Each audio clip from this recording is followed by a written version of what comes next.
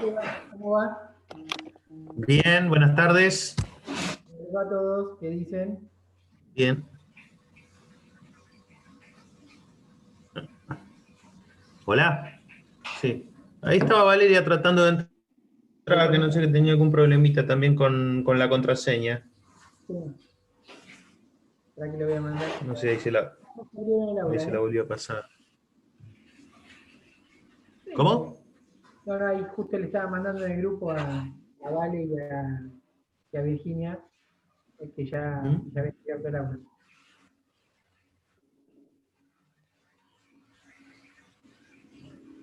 Bien. Bueno, esperamos un poquito más a ver si ingresa alguien más. Somos poquitos. Sí.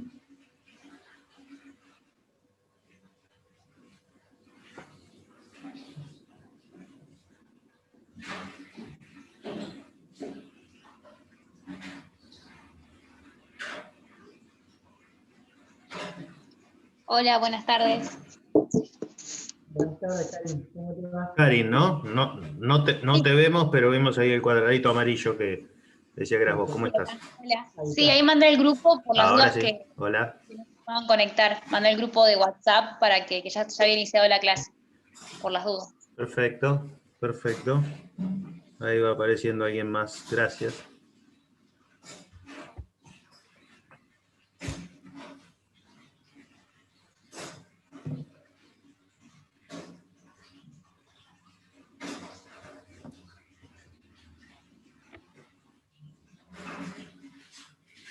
Hola, Guillermo. Hola, Brandon. ¿Cómo estás? Mariano. Mariano, sí, ¿cómo andás? ¿Todo Ah, bien? dice Brandon ahí. No, ¿Cómo porque no? es la cuenta de Brando. Sí, ahí te Claro, veía. apareció así. Ahí, ahora ya te paso el rol, ¿sí? Bueno, perfecto. Y mil disculpas. No, no pasa nada, no te preocupes. Así los que se van sumando acá, yo Bien. ya los voy admitiendo. Yo igual le saqué la sala de esperas para que vayan entrando. Ah, bien, perfecto, sí. ¿Entran derecho? Bueno. Buenísimo.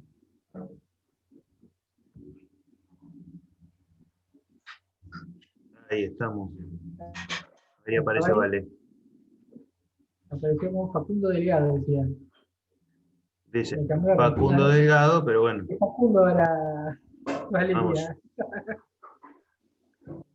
Está todo bien, está todo bien. Sí, sí, no importa.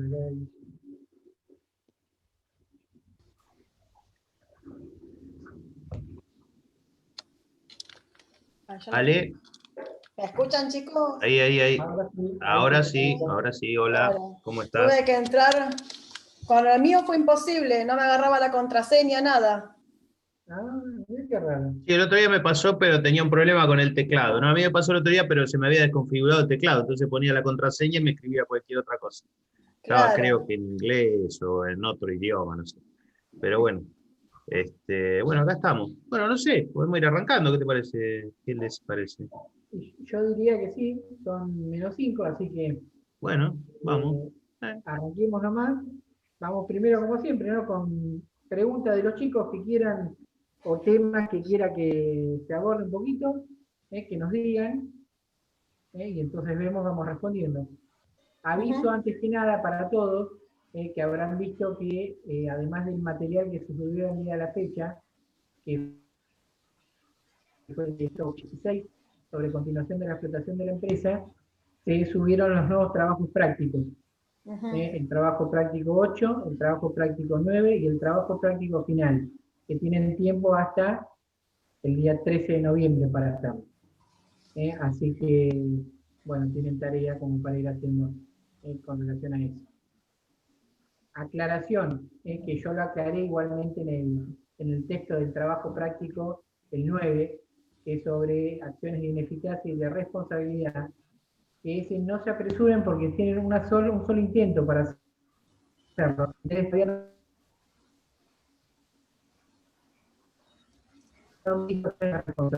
Entonces no se apuren a hacerlo porque todavía no han visto el tema de acciones de responsabilidad. Bien, bueno, ahora sí, vamos con las preguntas. El que quiera, habilita micrófono y pregunta.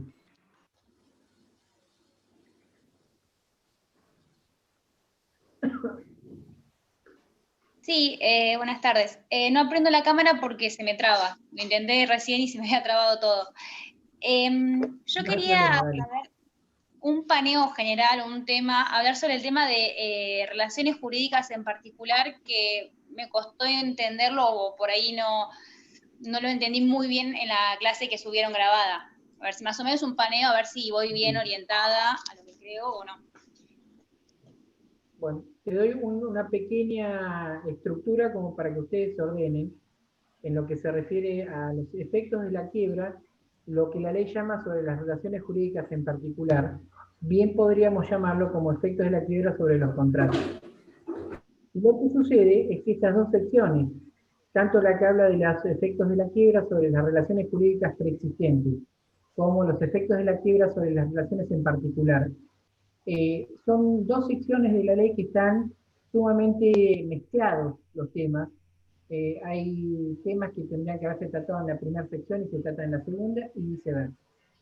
Pero lo que ustedes tienen que saber que en lo que se refiere a los efectos de la quiebra sobre las relaciones en particular, la ley de concursos aborda puntualmente los efectos de la quiebra sobre los contratos. Lo primero que tienen que saber es el principio en materia de contratos. ¿Qué pasa con la quiebra con relación a los contratos en términos generales? ¿Qué efecto produce? Entonces, ahí lo primero que ustedes tienen que tener en claro es que la quiebra no produce de por sí, ni por su solo efecto, la resolución de los contratos en curso de ejecución. Esa es la regla. O sea, que frente a la declaración de quiebra y la existencia de un contrato bilateral, que une obviamente a dos partes, la quiebra en principio no produce su resolución en forma automática. Tampoco esto va a importar de que continúen las relaciones contractuales como si nada hubiese ocurrido, sino que los contratos van a quedar por un tiempo suspendidos. Esta es la regla, la suspensión de los contratos. Esto no quiere decir que no haya contratos que una vez declarada la quiebra y sin necesidad de siquiera que se firme la sentencia de quiebra, no sean resueltos de pleno derecho. Hay casos en que la quiebra los resuelve de pleno derecho. Bien, lo primero entonces es este principio. La quiebra no produce de por sí, o sea, por su solo dictado, ni por los efectos que provoca la sentencia de quiebra, la resolución de los contratos en curso de ejecución, sino que los mismos van a quedar suspendidos hasta tanto se adopten ciertas medidas en el expediente tendientes a determinar qué va a ocurrir con esos contratos, si van a continuar o si se van a resolver. Esto sin perjuicio de que algunos contratos quedan resueltos de pleno derecho.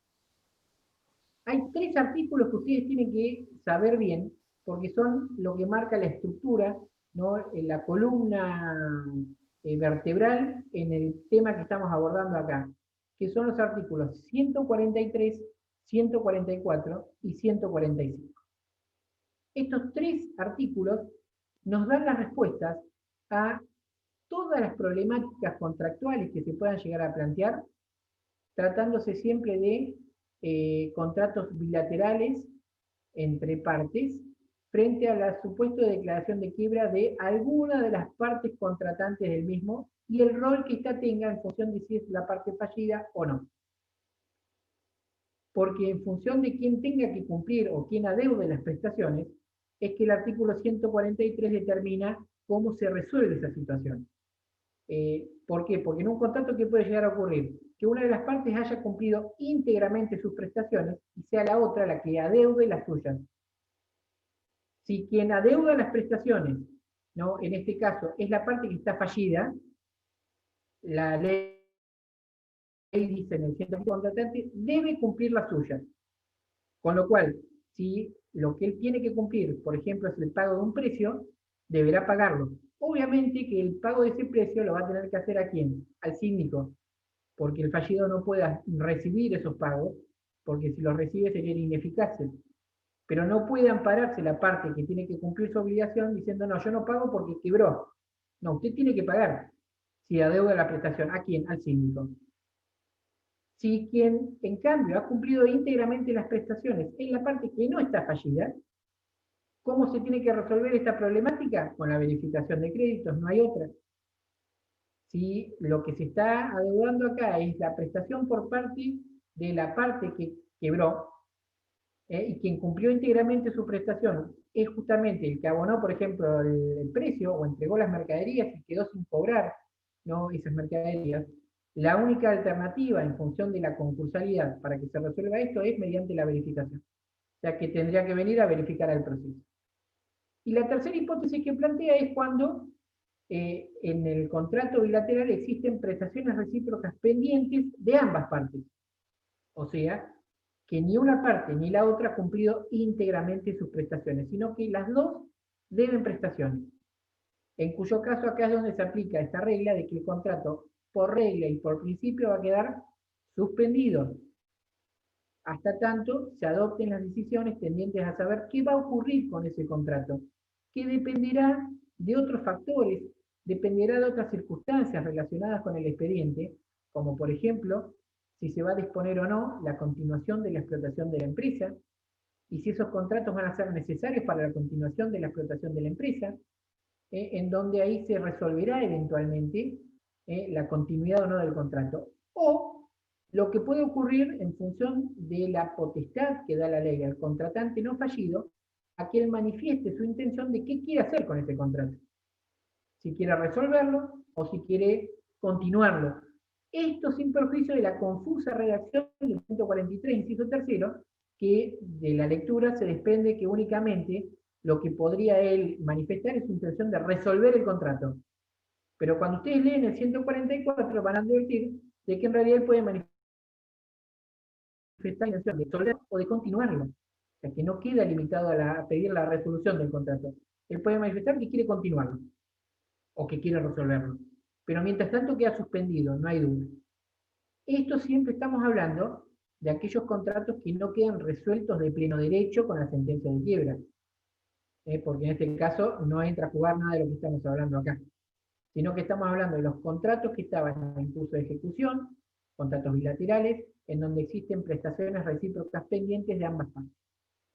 Y el artículo 145 es el que complementa estas dos reglas, estas dos normas primero que les mencioné, porque es el que establece la inaplicabilidad del denominado pacto comisorio, o la resolución por incumplimiento, como lo llama ahí la ley, que tiene un sentido como para cerrar este esquema, en decir, el pacto comisorio es una cláusula nula, una cláusula inválida que se puede incorporar en un contrato, no, bajo ningún punto de vista, no es algo nulo. Pero ¿qué ocurre cuando en un contrato se establece el pacto comisorio, o la resolución por incumplimiento, y una de las partes del contrato quiebra? Alguno podría pensar, bueno, si quebró, él no puede cumplir las prestaciones y yo puedo hacer valer el pacto comisorio diciéndole que como él no me cumple, yo doy por resuelto el contrato porque él no me cumplió antes que yo cumpliera con mi prestación. Pero esto no puede hacerse valer, y por eso la ley lo sanciona con una hipótesis de inaplicabilidad de un pacto o norma lícita, porque no puede ampararse la parte no contratante en la situación de quiebra para hacer valer el pacto comisorio, en el sentido de que acá quien quebró no es que no cumpla porque no quiera, no cumple porque la ley le prohíbe cumplir por la situación de quiebra. Por eso es que el artículo 145 claramente determina que la resolución por incumplimiento no puede hacerse valer, ¿no?, si la misma no ha sido operada antes de la sentencia de quiebra o demandada judicialmente antes de la sentencia de quiebra. O sea, si yo quiero hacerla valer, ya estando la quiebra declarada, no puedo hacerlo valer. Y no porque la cláusula, insisto, sea nula, inoponible o nula procesalmente hablando, sino porque la ley la fulmina con otro tipo de sanción, que es el de la inaplicabilidad de un pacto lícito en este caso. Bien, entonces, esto es lo que ustedes tienen que tener como estructura. Después la ley se ha encargado en distintos artículos, en varios de ellos, de analizar algunas situaciones particulares de los efectos que la quiebra provoca sobre algún contrato específico. Por ejemplo, aborda la problemática de la quiebra frente al contrato de locación, al contrato de comisión, al contrato de renta, ¿no?, al contrato de seguros. Más adelante, un poco más adelante de la ley, al contrato de trabajo, ¿no? Después aborda algunos aspectos relacionados con algunas cuestiones de índole societaria, porque no habla del efecto típico que produce sobre el contrato de sociedad, que es su disolución, sino que habla de algunos aspectos relacionados con los aportes no integrados, con la exigibilidad de emisión de ventures, obligaciones negociables y demás, o sea, de la sociedad accidental, habla de algunos aspectos particulares. Entonces, en estos casos, analiza puntualmente una problemática contractual específica. Pero como les dije, ustedes pueden resolver cualquier situación contractual que se les pueda plantear en una quiebra con el uso de 3 artículos: el 143, el 144 y el 145. Y una cosa más como para complementar. Todo esto sigue siempre bajo el amparo de una norma más, que es muy importante a tener en cuenta, que es la norma del artículo 159, que es una norma de interpretación, que es una norma que permite establecer estándares y principios como para resolver aquellas cuestiones de índole sustancial que no han sido expresamente previstas en la ley y que por aplicación de algunas normas, como pueden ser la analogía, ¿no?, el interés general y algunas otras circunstancias que menciona la norma, permite dar solución a aquellas cuestiones que no están expresamente previstas en la ley. Bien, entonces, ahí más o menos a eso se refiere cuando, Karin, vos preguntabas, ¿a qué se refiere con los efectos de la quiebra sobre las relaciones en particular? A esto que estamos hablando acá. ¿Bien? Sí, muchas gracias. Pasa que cuando vi la clase y después de un PowerPoint, ahí medio que se me hizo toda una entremezcla y quería como estructurarlo bien para estudiarlo bien y por ahí no confundirme. Sí, es que además la ley es confusa en esto. Si uno no tiene una lectura, es más, a uno con muchos años en esto, todavía le cuesta interpretar algunas cuestiones que están reguladas acá. Imagínense ustedes que están empezando a abordar esta problemática. Entonces, la propia ley es bastante confusa en estas secciones, en donde no deja claramente, ¿no?, a qué quiere hacer referencia. No quiero complicarle más el panorama, porque podría complicárselo un poco más, pero no es la idea. ¿Qué más? Vamos. Fíjate qué paradójica que es esta sección que habla de relaciones jurídicas en particular y contiene quizás el artículo que recién mencionaba Guillermo, 159, que debe ser la norma más general de toda la ley, si se quiere, porque es las reglas interpretativas para cuestiones contractuales, pero también por los parámetros que determina, habla de la integridad del patrimonio, el interés general, que bueno, son temas que nosotros hemos charlado en las primeras bolillas, ¿no? Entonces ahí es donde por ahí se presenta la confusión, que es lo que creo que eso lo decía Horacio en el libro, que como que se legisla de a montones, que las fuentes son diversas, y bueno, de ahí viene toda esta ensalada que tienen justamente esas dos secciones de la ley. Sí, Pero y bueno, además hay una cosa ordénenlo más. como está en el programa, que está más ordenado. Tal Sí. cual, pero fíjense que hay otra cuestión. Si supongamos que ustedes ninguno, ¿no?, ha llegado a la lectura de esto, y empieza con la lectura de los efectos de la quiebra sobre las relaciones jurídicas en particular. Arranca de ahí. Entonces uno que diría, bueno, lo que precedió a esto debería haber hablado de los efectos de la quiebra sobre las relaciones jurídicas en general, como para hablar de generalidad y de particularidad. Eso hubiese sido lo razonable, lo lógico. Pero se encuentra uno de cuando va a la sección anterior, habla de otra cosa. Habla de los efectos de la quiebra sobre las relaciones jurídicas preexistentes, no sobre las relaciones en general. Con el error, además de hablar de qué es una relación jurídica preexistente. Todas las relaciones jurídicas preexisten a la quiebra. Entonces, fíjense que hay un error conceptual bastante importante, ¿no?, en cuanto a los criterios de clasificación que ha utilizado la ley, ¿no?, que tendría que haber utilizado la generalidad y la particularidad, ¿no?, como para hacer esta división, y sin embargo utiliza dos criterios absolutamente distintos. Por eso es que estas secciones se vuelven un tema bastante complejo. ¿Bien?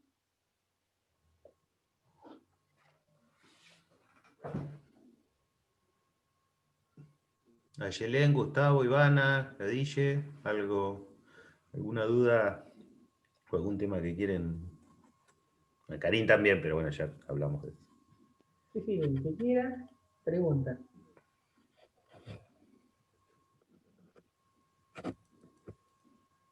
Silencio, vemos fotitos nomás. No. Sí, hay un silencio de radio.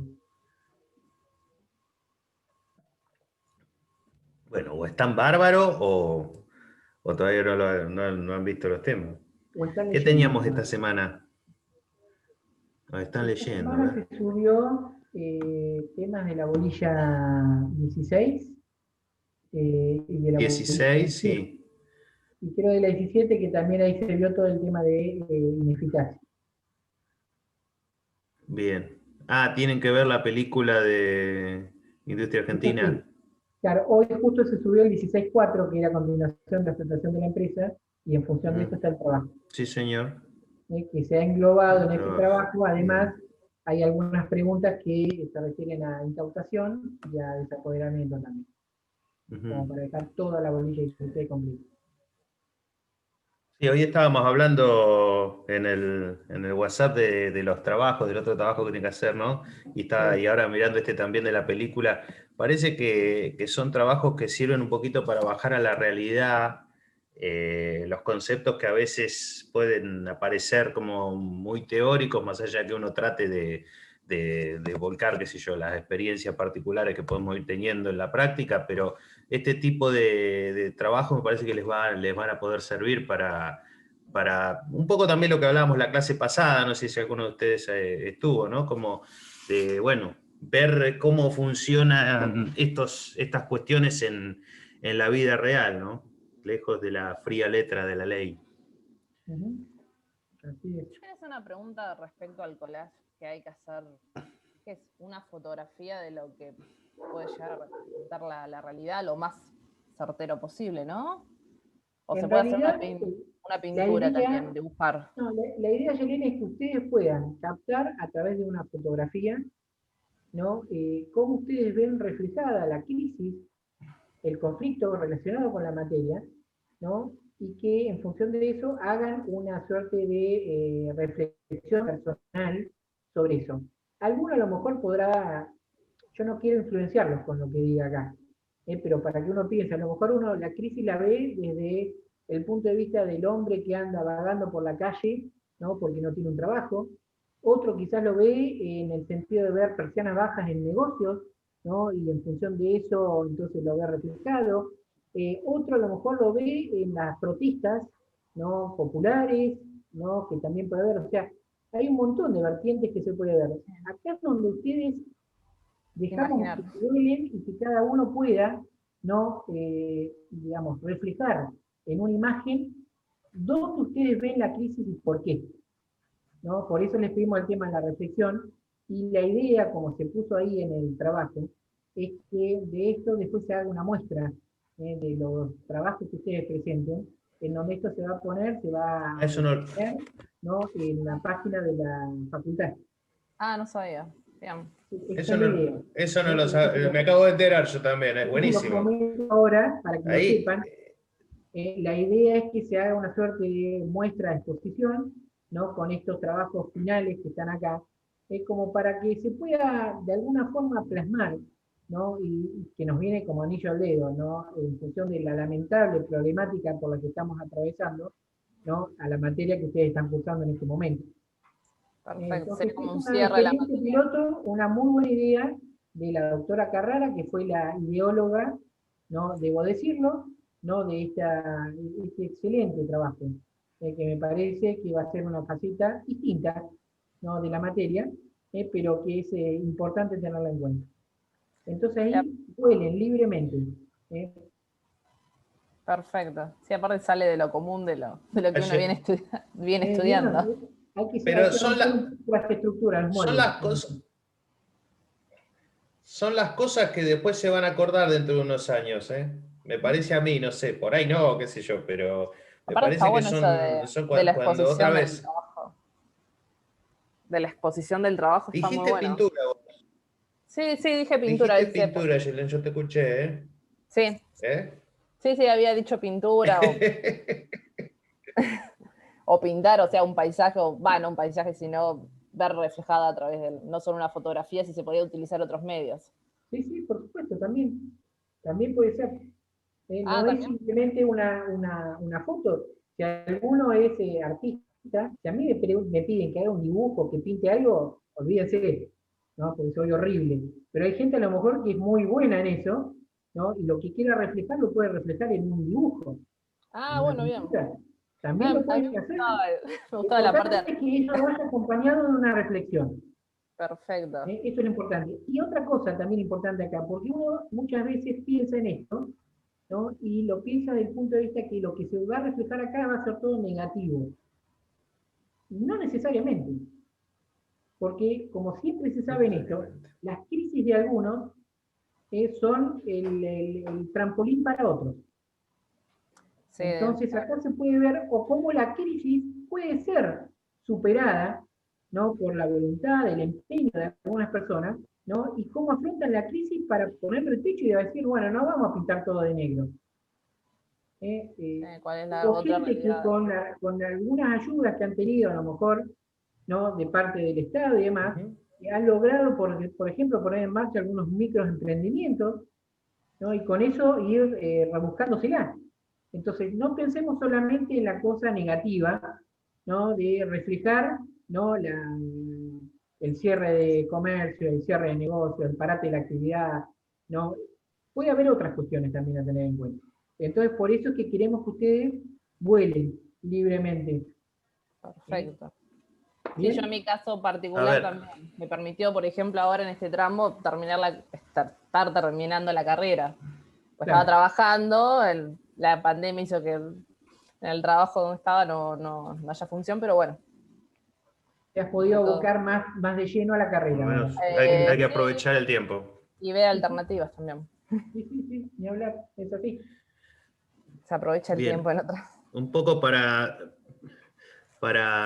reforzar ahí lo que decía Guillermo, la idea, o sea, yendo a lo que es nuestra materia en sí, la idea es, creo que nosotros nos vamos contentos más allá de la nota y la aprobación final, con que se vayan con la idea de que el procedimiento concursal, no la 24522 o la ley que haya en el futuro, lo que fuera, sino el instituto concursal, mejor dicho, tiene que ser una herramienta justamente para pelearla, para tratar de salir de la insolvencia. Ahí es donde aparecen, por ejemplo, recién hablábamos de la película, el tema de las cooperativas de trabajo como un ejemplo, los elementos, o sea que los nuevos generaciones de abogados no imaginen, como lamentablemente muchas veces ocurre, al concurso de la quiebra como una herramienta para valerse de los efectos, de los intereses, de parar una subasta, cosa que bueno, la verdad, hace un tiempo se hacía mucho, las quiebras para no pagar, sino justamente que se identifique como una herramienta para poder salir adelante, ¿no? Entonces ahí por ahí, como decía, no pintar todo de negro o no ver nada más que el problema, sino quizás también ver de alguna manera la solución, o una herramienta para la solución, mejor dicho, ¿no? Y esto de las fotos o, bueno, pinturas, si quieren, también nos va a dar una pauta también, si bien no es evaluativo a nivel nota, digamos, pero sí algún concepto, de cómo proyectan ustedes o cómo reciben ustedes el material que les estamos dando, lo que ustedes están leyendo, cómo ven al tema concursal también o al tema del tratamiento de la insolvencia. Así que bueno, es un experimento interesante y también la pandemia nos da la posibilidad de jugar un poco con esas cosas, ¿no? Sí, aparte de buscar otras alternativas, o sea, que no terminar con la actividad, porque la quiebra significa eso, termina de la... Bueno, nosotros en el trabajo se nos está presentando algo parecido, pero por la implementación de la tecnología. Yo trabajo en el casino, y el tema del juego online. Y bueno, y ahí está entre una disputa, porque bueno, que habiliten el juego online implicaría también bueno, que muchos empleados quedaran afuera, hay todo, aparte con la pandemia, con eso es otra parte que también se experimentó, que no, bueno, con la pandemia se abrió este portal. Conozco. Y bueno, no es llevar Conozco un poquito del tema. No es llevar al quiebre del lugar, pero bueno, implicaría una reducción.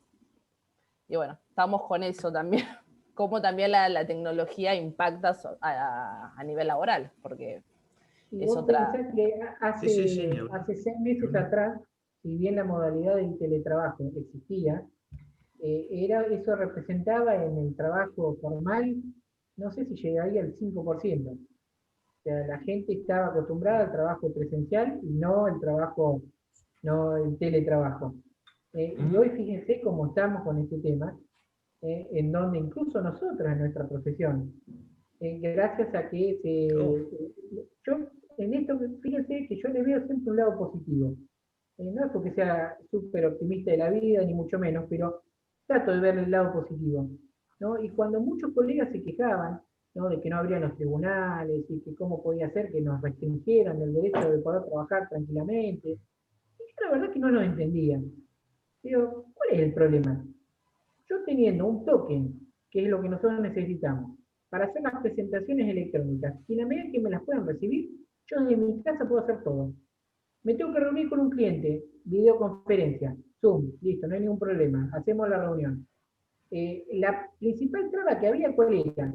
Que los juzgados, si bien se habían ayornado en lo que era la digitalización de los expedientes, se había hecho un pasito, pero no faltaba mucho como para que se llegara a lo que tenemos. Hoy sí tenemos todo un expediente de forma digital, obligado por las circunstancias, pero que hoy todas las presentaciones se están haciendo de esta manera. Se están iniciando demandas de forma digital, sin tener que acompañar un solo papel, que los papeles los tenemos nosotros. Entonces, yo creo que todo estos cambios, son cambios que han venido para quedarse. Que ha sido esto el trampolín, como para decir, señores, ¿se puede hacer esto? Sí, y funciona. Sí, perfectamente. Y las audiencias, la preocupación con las audiencias. ¿Cómo vamos a hacer con las audiencias? Y las audiencias se están celebrando tranquilamente. Yo les puedo decir porque ya he estado en más de una docena de audiencias. Y perfectamente y sin ningún tipo de inconveniente. Entonces, esto tiene que servir como experiencia para decir, listo, señores, evitemos el papel, que no sirve de nada, hagamos los expedientes digitales como tienen que ser, y esto entonces me permite a mí trabajar tranquilamente desde la comodidad de mi casa. Perfecto. Yo no tengo que andar trasladando papeles. La simplificación del tiempo es... O sea, no todo es negro, no todo es negativo, estas cosas son buenas. No, sí.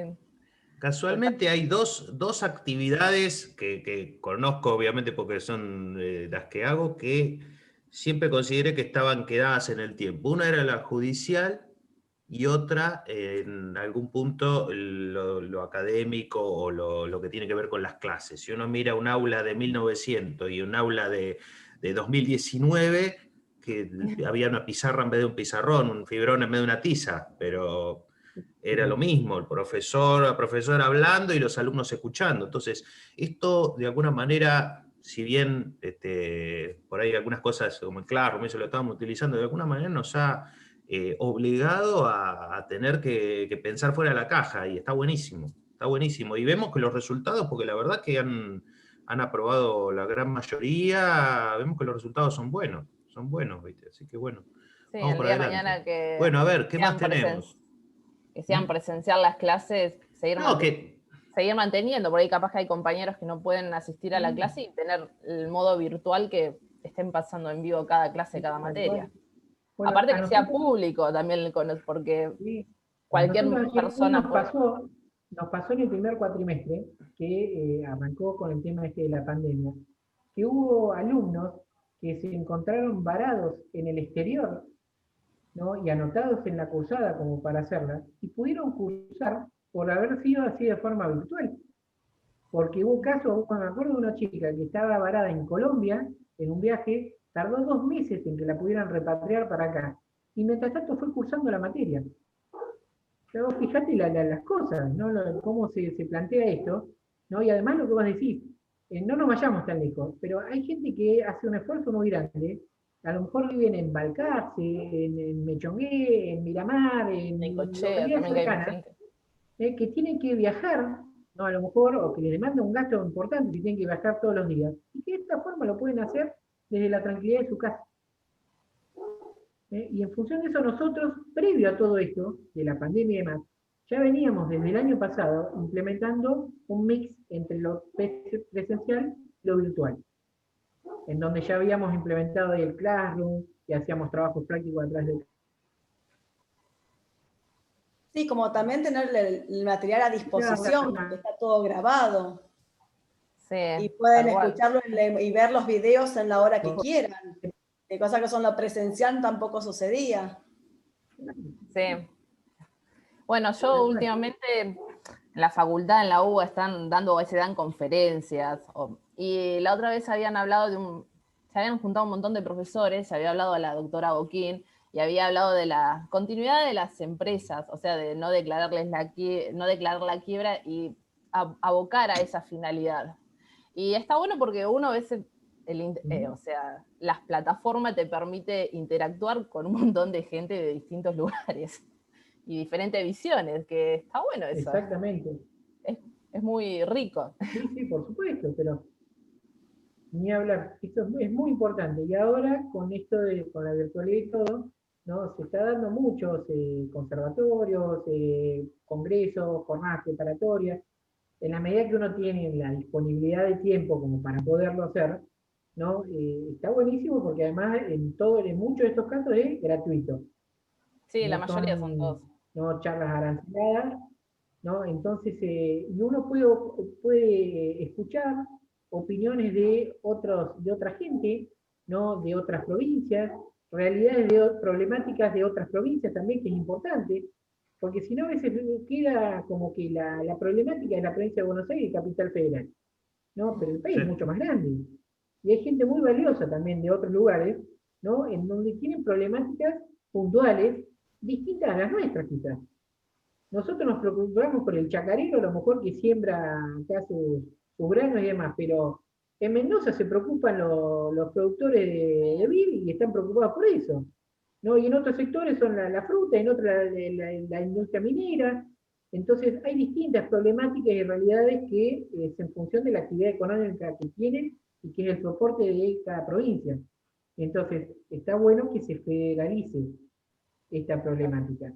Este fue un motivo por el cual yo asistía muchas veces a unos congresos que se hacían acá, ¿no? Y en un momento dejé de ir porque me cansé, ¿no? De que parecía que las únicas problemáticas que existían, si bien es novedoso, porque las principales cuestiones se dan en Capital Federal, se terminaban siempre hablando sobre fallos de las cámaras nacionales de comercio de la Capital Federal, como si fuese lo único que existiera en el país, y sin desmerecer, porque yo entiendo que hay temas que por la complejidad y por las empresas que están radicadas allá, solamente se dan allá, estoy de acuerdo, pero no se puede reducir toda la problemática de la conflictiva concursal, ¿no? A las empresas de Capital Federal. Me cansé, que no voy más, ¿no? Hasta que no cambien y no federalicen, después, bueno, aflojaron, porque empezaron a incorporar, ¿no? Algunos otros precedentes de otros tribunales y de órganos de las provincias, y bueno, y ahí cambió un poco más el panorama. Pero en un momento era un monólogo, era todo como si el ombligo del planeta, que es así, era la ciudad autónoma de Buenos Aires. Bueno. No, y aparte pareciera ser, sí, perdón, pareciera ser como que el único es la gran empresa, entonces te hablan de mega soluciones, y después también es cierto que si bien uno tiene que manejar todo, que cuando salís a la calle con lo que uno se enfrenta son situaciones de insolvencia de otra naturaleza que tienen otra problemática, otros contratos, otras necesidades, y que quizás hasta los mismos principios, recién hablábamos del artículo 159, los mismos principios deben interpretarse de otra manera. No es lo mismo cuando hay que dictar una resolución, una medida cautelar para proteger la fuente de trabajo de una empresa que tiene 500 empleados, que lo que puede pasar con el concurso a la quiebra del consumidor. Entonces, todo ese tipo de situaciones están en la misma norma, en las mismas normas, pero deben ser interpretadas de diferente manera. Sí, ¿quién de Yelén, vos querías preguntar? Sí, ahora me acordé justo una duda sobre el trabajo práctico de las opciones, sobre la quiebra por extensión del socio ilimitado. O sea, la apelabilidad va a recaer sobre la sentencia de quiebra de la persona jurídica, ¿no? Porque era inapelable. Sí, ahí lo que tenés es, cuando se trata de las hipótesis de extensión de la quiebra, cuando es la extensión de quiebra del 160 al socio ilimitadamente responsable, ahí sigue la misma regla de la inapelabilidad. ¿Por qué? Porque el socio al cual se le decreta la quiebra, en este caso, porque tenía una responsabilidad ilimitada y solidaria, la quiebra se decreta como consecuencia del sistema legal. Si quiebra la sociedad, quiebra el socio. Punto. Entonces ahí no resulta apelable, lo cual no quiere decir que no sea recurrible. ¿Se podrá recurrir? Sí. Sí. Por otros recursos, pero no la de apelación. Distinta es la situación de la extensión de la quiebra del artículo 161. Cualquiera de las tres hipótesis, la de la actuación personal, o sea, la figura del testaferro, la del abuso de control del inciso segundo, o la hipótesis de la confusión patrimonial inescindible, en estos casos sí es apelable. ¿Por qué? Porque la ley establece que el pedido de extensión de la quiebra va a tramitar por las reglas de qué proceso? Ordinario. Ordinario, sí. La sentencia que pone fin al juicio ordinario es por naturaleza apelable. Entonces, obviamente, que si se hace lugar en la sentencia que hace lugar no va a decir, sí, tiene razón, hay que extenderle la quiebra. Va a decir, sí, tiene razón, hay que extenderle la quiebra, decreto la quiebra. Entonces, esa sentencia de quiebra sí es apelable, porque el trámite por el cual va a ser planteado la extensión de la quiebra va a ser un juicio ordinario o eventualmente un juicio incidental, que va a ser un incidente genérico, eventualmente, si hay acuerdo, y en cuyo caso también la sentencia que ponía fin en el incidente genérico era apelable. Entonces, eso es lo que hay que distinguir. En el caso del 160 no es apelable, en los casos del 161 sí es apelable. Gracias. Sí, pues justo en el cuestionario lo había contestado mal y bueno, me había quedado en la duda. Eso es lo importante, que se evacúen las dudas ahí, que no les quede justamente por qué estaba mal, por eso. Y ahí, en el caso de que la resolución que dicte que da lugar o no a la quiebra, en ese caso sí sería apelable, ¿no? La que decide si, sí. En todos los casos sería, o sea, tanto cuando sería en el caso de la quiebra, a ver, para que lo tengo que razonar. El primer caso que... En las tres hipótesis del 161, en cualquiera de los tres incisos. Claro, en todos los incisos, pero en el caso del primer caso, que en principio sería inapelable, sería así recurrible, pero inapelable. Eso es en el caso del 160. Caso, también es apelable, ¿o no? Por eso te decía, en el caso del 160 es inapelable, o sea, cuando la quiebra se le declara al socio ilimitadamente responsable. En ese caso es inapelable. En las hipótesis del 161 sí es apelable.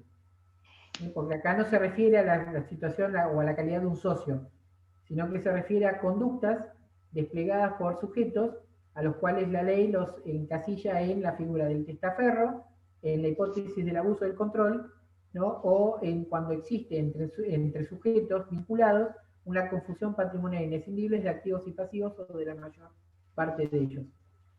En estos casos, en cualquiera de los tres casos del 161, exclusivamente es apelable. Claro, sí, pero a ver si me expliqué bien.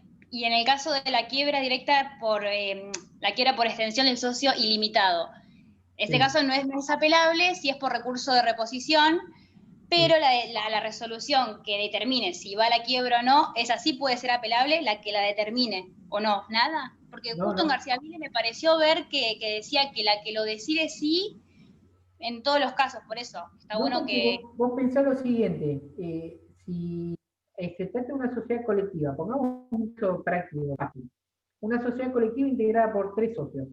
Si quiebra la sociedad, automáticamente quiebran los socios. O sea que no va a haber un trámite acá para que se decrete la quiebra a los socios.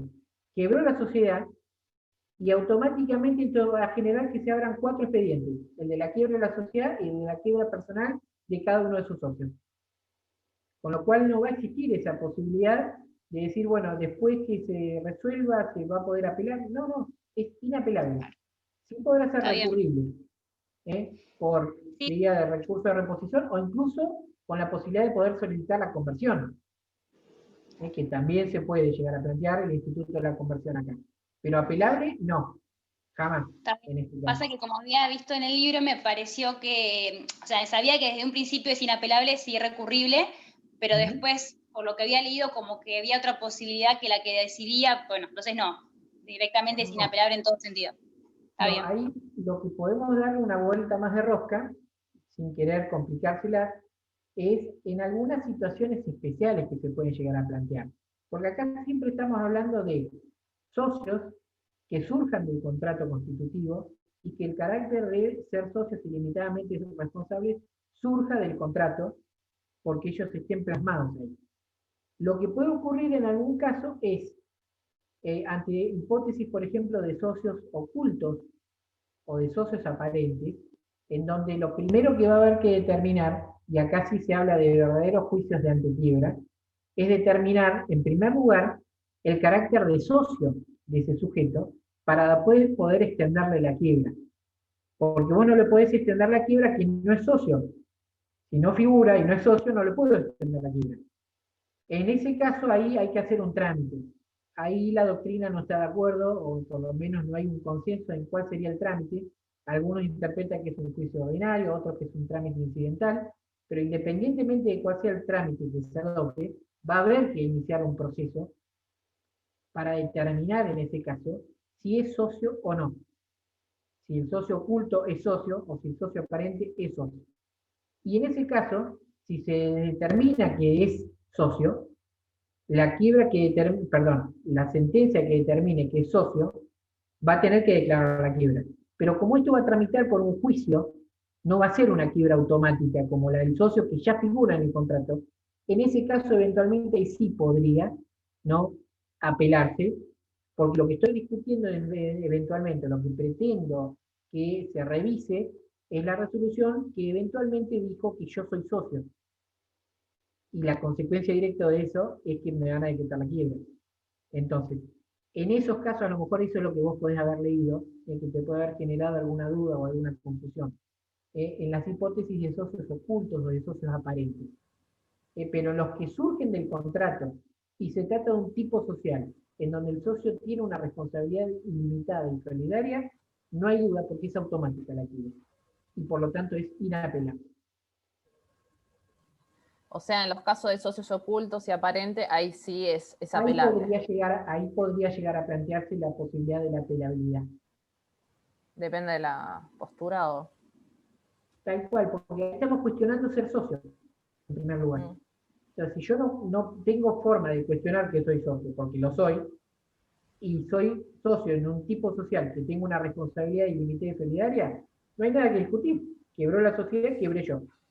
En cambio, en estas hipótesis podemos discutir, porque yo no figuro como socio, pero me están endilgando de que yo soy socio, y que en realidad soy un socio oculto, en la sombra, o un socio aparente, ¿no?, que me presentaba frente a todo el mundo como socio y en realidad no era. Pero para todo el mundo yo creía, la gente que contrataba con él tenía convencimiento de que él era socio. Y resulta que el tipo nunca estuvo como socio. Sí. Entonces ahí cambia, porque yo tengo que demostrar que es socio. Y estos son, pese a que la ley dice, en un artículo en particular, que no existe el juicio de antequiebra, ¿no?, estos son verdaderos procesos de antequiebra. ¿Por qué? Insisto, porque yo no puedo decretarle la quiebra a un sujeto que no es socio. Entonces tengo que demostrar que es socio primero para que después le pueda decretar la quiebra. Perfecto. Sí. Esto en la práctica, en lo que es sociedades colectivas, no se debe dar mucho, ¿no? O Sí, se de aplica, alguna. por ejemplo, en comanditas simples donde el socio es de responsabilidad ilimitada. Y aunque vos te parezca mentira, todavía quedan algunas sociedades colectivas funcionando, Ah, ¿no? Muy pocas, pero quedan. Algunas todavía dando vuelta que son sociedades de mucha antigüedad, pero si vos me preguntás, ¿hoy en día se constituyen sociedades colectivas? No. Pero quedan algunos resabios, ¿no?, de algunas que todavía han quedado dando vueltas, ¿no?, que no se las ha transformado, vaya a saber por qué motivo, ¿no?, pero algunas quedan dando vueltas.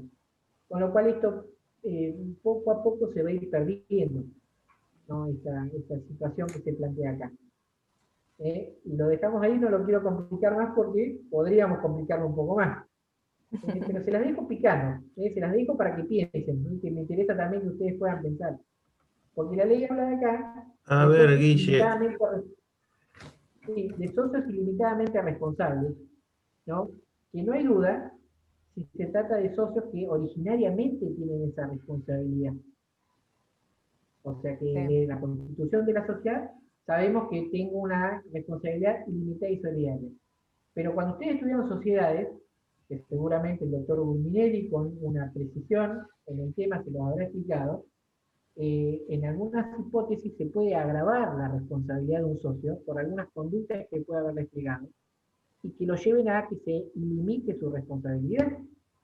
Y la pregunta del millón acá, y se las dejo para que la piensen, ¿no? Es, ¿se podría extender la quiebra a un socio que se vio agravada su responsabilidad como sanción? ¿Que pasó a ser un socio ilimitadamente responsable por conductas que ha desplegado en la sociedad, pero que forma parte de un tipo social en donde su responsabilidad originaria no es ilimitada y solidaria? Había una discusión doctrinaria, creo, por el artículo 106 de la Ley de Sociedades respecto a de los casos de insolvencia de la sociedad cuando los socios hicieron, o sea, contrajeron más deuda de lo que podía responder al patrimonio de la sociedad. Han realizado actos perjudiciales para los intereses de la sociedad. Y eso continuaron agrava la responsabilidad. continuaron en actividad sabiendo que estaban en estado de insolvencia. Bueno, Y no esto se como liquidaron. para que lo piensen, o sea, para que vean que si bien uno trata de simplificar las problemáticas, esto es como un árbol, Sí, ¿no? En ahí. primavera, que va alargando ramitas y brotes por todos lados, y acá lo podemos ver, ¿no? Si uno quiere escarbar un poquito más, va a encontrar muchas de estas cosas. Pero no es la idea. Cada puerta que abrís abre 3 más. Sí. Exactamente. Por eso les digo, a mí me gusta a lo mejor dejarles picando un poco para que lo piensen, que hay siempre temas que complejizan la problemática. Pero, insisto, hay cuestiones que exceden a un curso de grado y que no pretendemos tampoco que ustedes tengan esa profundidad, sino que sepan lo básico y elemental, sí, obviamente, pero que sepan que hay otras aristas que complican aún más esto. Y si no, pregúntenle a un prestigioso doctrinario, concursalista, que ha elaborado una obra excelente sobre extensión de la quiebra, el doctor Dobson, ¿no? Que tiene una obra que es excelente sobre el tema, ¿no? Y como esto les puedo decir que hay un montón de autores en materia concursal que han dedicado obras exclusivamente a temas puntuales de los que estamos abordando ahora. O sea, no es el tratado de derecho concursal, sino que son obras que abordan un tema puntual y lo profundizan y lo llevan hasta el hueso. Entonces, eso es para más adelante, para el que le generemos la pasión por el derecho concursal y quieran seguir estudiando y profundizando. Pero esto está. Hay muchas más aristas que complican el panorama. ¿Cómo se llama el autor? Dobson. Perfecto. Dobson. Doctor, ¿qué pasaría en la antiguamente llamada sociedad de hecho cuando, por ejemplo, no se presentan todos sus integrantes? Bueno, otro tema, ¿no? Ahí hay otra cuestión, ¿no? Hay otra cuestión ahí, y a eso le tenemos que sumar también otra problemática ahora de las denominadas, ¿no?, sociedades de la sección cuarta. Las simplificadas. Y es las que antes estaban como sociedades de hecho, irregulares y demás, hoy estas sociedades de la sección cuarta. Sí, por eso. También, ¿no? Y aunque parezca mentira, esto se lo puedo decir porque me ha tocado verlo, parece increíble que en los tiempos que hoy vivimos haya algunos emprendimientos comerciales que tienen cierto prestigio y renombre, que funcionan en la práctica como sociedades de hecho. Parece una locura. Pero el puerto está minado. Hay un montón, ¿no? Y les puedo dar un montón de ejemplos. Dice, pero ¿cómo puede ser uno tan desprolijo? ¿No? Hoy armar una sociedad anónima, una SRL, es un trámite bastante sencillo, ¿no? Que funcione como una sociedad de hecho. Sí, bueno, hay.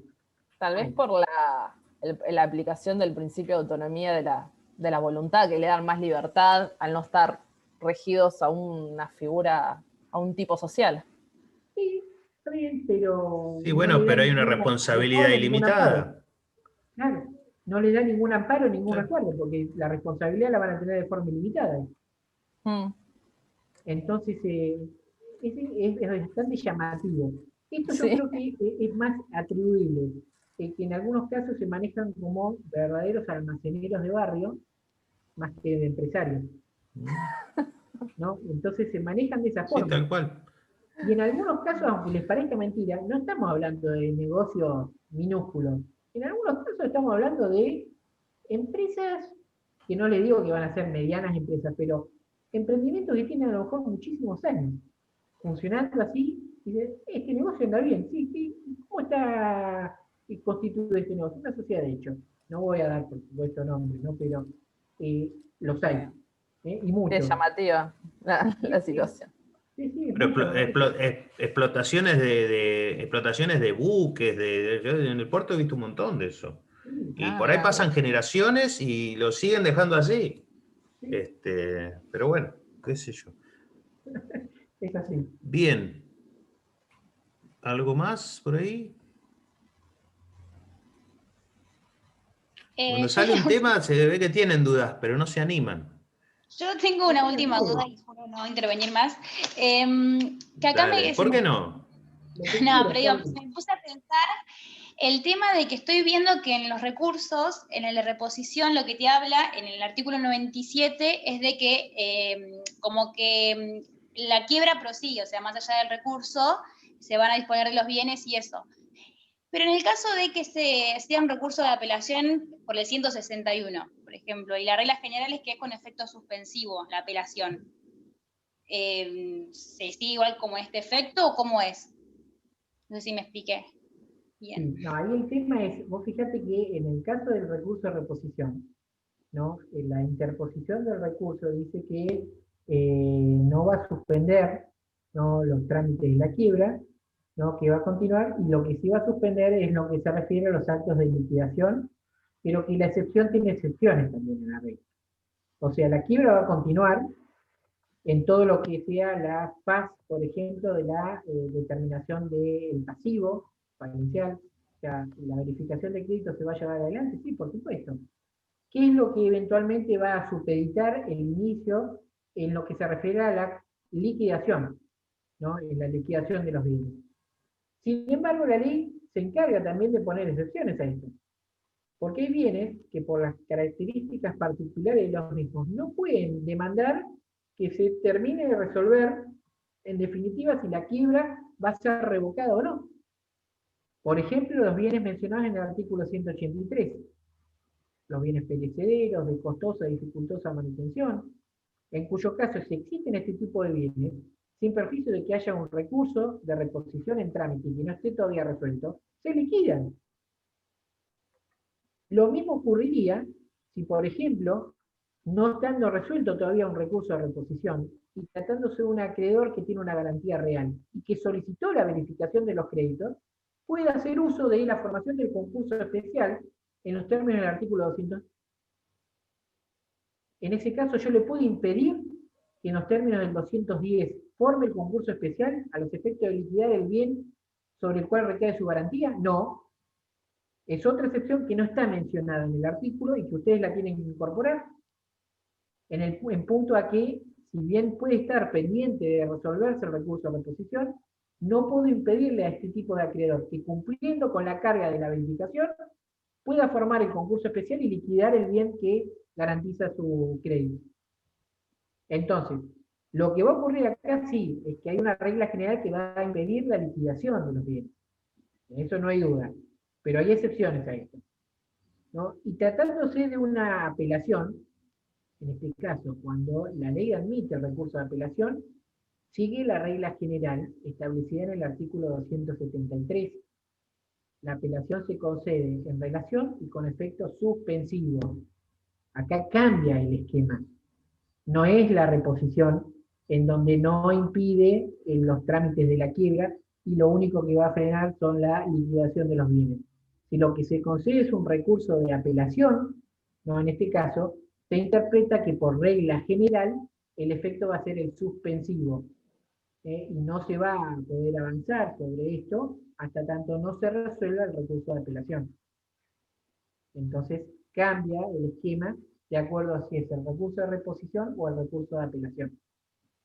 Está bien. Sí, gracias, porque había visto algo en el libro, así que habían recomendado, y había como un cuestionamiento de eso, pero por eso preguntaba, Sí, sí. por las dudas, más que nada, como para Perfecto. La idea es que esto siempre dejando a salvo de que quizás en algunos temas que no están del todo claro resueltos por la ley y que dejan a lo mejor un poco al margen de la interpretación, uno pueda tener una opinión y otro pueda tener una opinión distinta, ¿no? Entonces, hay temas que son temas debatibles, hay temas que la misma jurisprudencia no se pone de acuerdo, en cuyo caso uno no tiene nunca la verdad absoluta de esto. Lo que puede tener es una idea, no puede tener un pensamiento que lo puede sustentar en algo, ¿no? Para fundamentarlo, pero que no quiere decir que esa sea la verdad o que esa sea la razón. Hay temas que sí, porque la ley lo determina de esta manera, hay temas que sí, porque la doctrina y la jurisprudencia en forma mayoritaria lo interpreta de esa manera, hay temas que no, porque son objeto de discusión, y hay muchos de estos, en donde, como se le dice clásicamente, hay mitad de la biblioteca que dice algo y la otra mitad dice lo contrario. Y ninguno puede desmerecer al otro porque opinar distinto, ¿no? Entonces, hay temas que dan esa alternativa, ¿no? Para repensarlo y para decir, bueno, yo opino de esta manera, pero respeto que el otro pueda opinar distinto porque no hay algo claro resuelto. ¿Bien? En este caso sí, en este caso no hay duda.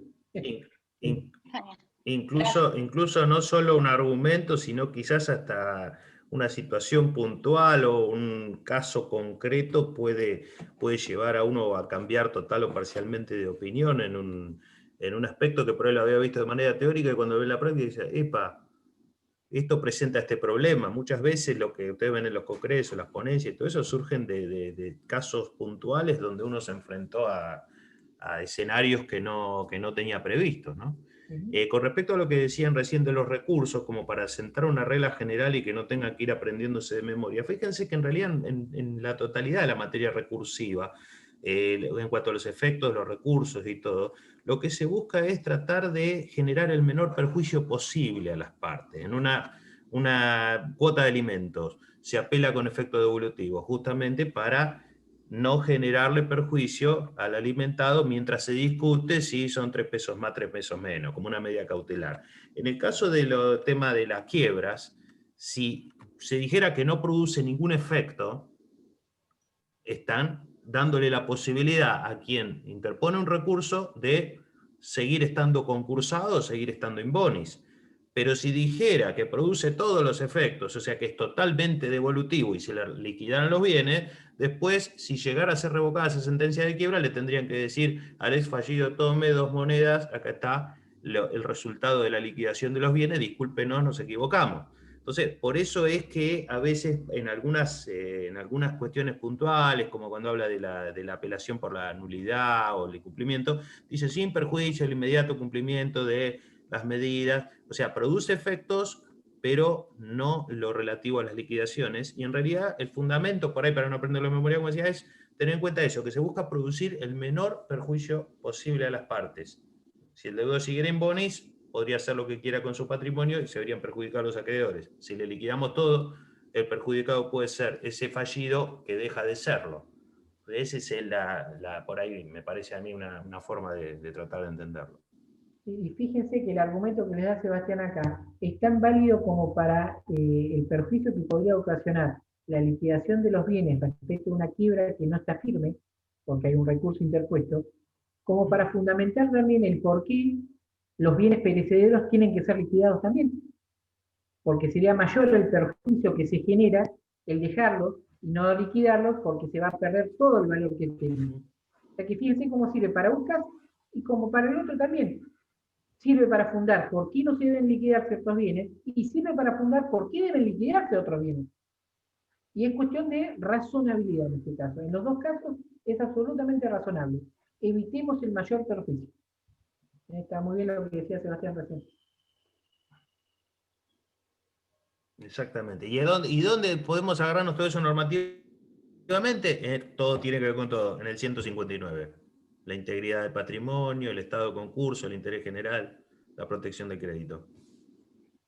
No se olviden, Todo. ese es un artículo que pasa desapercibido muchas veces en su estudio, en su lectura, ¿no? Y es un artículo que tiene que ser un pilar en el estudio de la materia del derecho concursal. Porque es una norma que es muy importante a tener en cuenta, porque es lo que va a permitirle un margen de resolución, sobre todo al juez, Maniobra. de maniobra, tal cual, no me salía la palabra, un margen de maniobra al juez, como para poder resolver todas, que no son pocas, aquellas cuestiones que no estén expresamente resueltas. Porque ustedes estudiaron que la concursalidad impone que hay un único estatuto legal para resolver los conflictos que se plantean acá entre las partes, que es la ley de concursos. Pero la ley de concursos no resuelve todo. Hay muchas cosas que no las resuelve. Y a los fines de poder resolver todas estas cuestiones de índole sustancial, ¿no? ¿De qué podemos echar mano? El juez, ¿de qué puede echar mano para resolver? Y la válvula de escape, el salvavidas, es el artículo 159, como lo es en las cuestiones procesales el artículo 142. El 142 en las cuestiones procesales, el 159 en las cuestiones sustanciales. Pero las dos son muy importantes, sobre todo para el juzgador, para tener ese margen de maniobrabilidad para resolver los conflictos que se plantean acá. Entonces, ténganlo muy en cuenta estos dos artículos, porque son verdaderos salvavidas que da la ley para resolver muchas cuestiones que no están expresamente previstas.